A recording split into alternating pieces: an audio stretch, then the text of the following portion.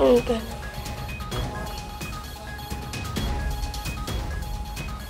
Dili pa madawat hangtod karon sa pamilya ni Vic Marie Justo Licena, 37 anyos, taga NHA Relocation Bangkal, Davao City, ang brutal nga pagpatay kaniya sulod mismo sa bakery sa Pandipani sa Matina Playa dihang gitulis kini sa 32 anyos nga suspect nga si Rene J. Bandido, usa ka construction worker taga Malita, Davao Occidental ug stay-in sa Matina Playa Elementary School. Nahitabo ang pagpanulis o pagpatay sa biktima Miyerkules sa kaadlawon Oktubre 8, 2025.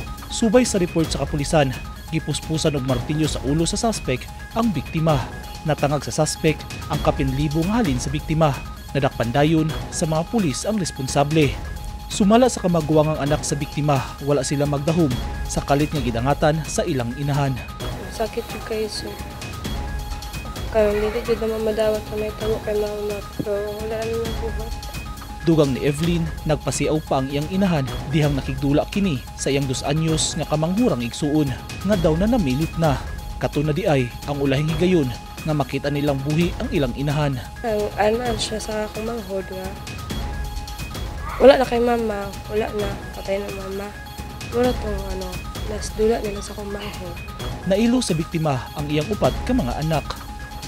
Ang iyang pagkabutan. Ang iyang pagka-responsable nga pagkainahan sa mga upat. Kapin tulo ka tuig ng tindera sa bakery, si Vic Marie. Okay na sa iyang magpanggabi siya kay ka-close mapagod niya ang mga tricycle driver na nangapangapi sa ilaha.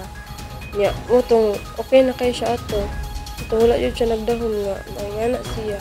Gihaya karon sa simbahan sa NHA Relocation Bangkal ang biktima.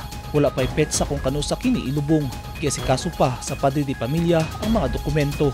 Wala na mihatag og pahayag ang suspect nga napreso sa Ikulan Police Station 15. Gipasakahan siya og kasong robbery with homicide. Eugene Hinutan, Newsline Philippines. Stay safe.